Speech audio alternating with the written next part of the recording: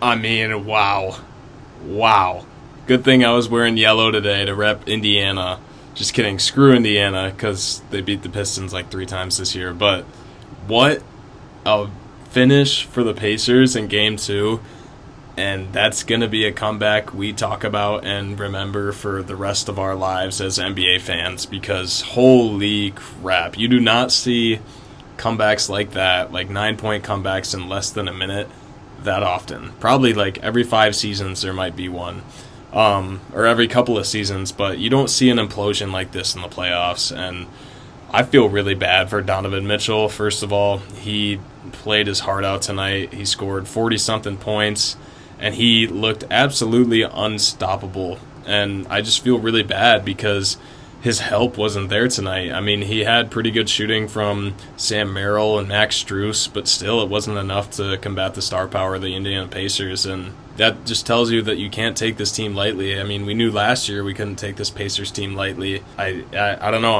I'm shocked, quite honestly. The Cavs, they should have won this game. They imploded on themselves, and they gave the Pacers just way too many chances. That just goes to show that in the last minute of these games where the game is deemed over, that you can't fall into bad habits and you still need to play disciplined. You can't let Tyrese Halliburton get a free 2 points, get the ball back, go score.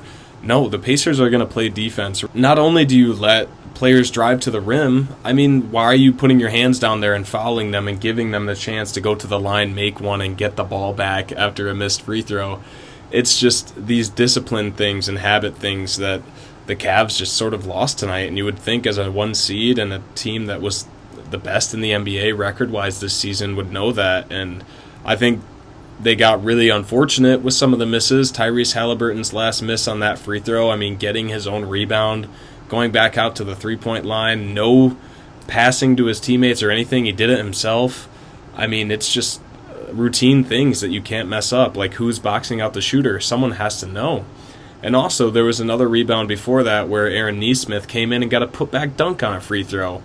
And those sort of things cannot happen. I mean, Aaron Nesmith wasn't even on the block. He wasn't even rebounding for the Pacers. So, I mean, it's just a series of many, many, many unseen and unfortunate events that happened for the Cavs tonight. And I just cannot believe they let this game slip away. And now they're going back down 0-2 against the Pacers, who are very good at home.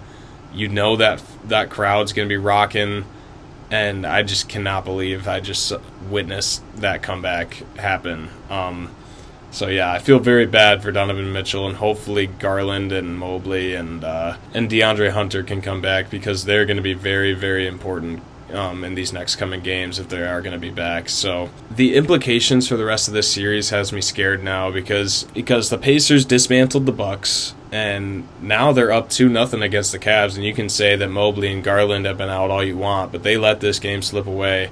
And what does that tell us about the Pacers? Well, it tells us that they don't give up, and I think that tells us that they've also improved a lot since last year. Even if their team from last year is kind of like a run-it-back squad, I think with more playing time together, more camaraderie, like this team is very, very dangerous, and I think they can give the Knicks or the Celtics, depending on, let's say they do beat the Cavs, I think they can give the Knicks or the Celtics a run for their money in the next round. I mean, we know they can beat the Knicks, and we know they're competitive with the Celtics too. They had some games last year where they took them to the wire, and I think it was just, not their time. But with this team playing on the level that's playing right now and giving the number 1 seed in the East, giving them the work, I mean, there's no telling where Indiana could go this season. I never really saw them as serious contenders, but now, seeing how well they're playing, especially defensively, and just how much trouble they're giving the Cavs on basic things, what are they going to do to the Knicks, who were given trouble by the Pistons, or the Celtics, who honestly had some rough games there against the Magic as well? I think they can take some pages out of the Magic's book to hopefully combat them as well. So I think any series the Pacers end up in, it's going to be entertaining. It's going to be tough. And, I mean, I'm watching the play right here again. How does Tyrese get his own rebound? It's just insane. And then, everyone's matched up and whatnot. Ty Jerome's reaching, and a step back, it ends up being a wide open shot and goes in. It's just unfortunate for the Cavs. Sorry if you're a Cavs fan. It hurts even worse if you're a Donovan Mitchell fan. But yeah, Cavs need to pick this up. They need to get their guys back. And they better be ready to show up to Indiana and give the business, because Donovan Mitchell is not going to give you 50 every single night. So, yeah, that's it.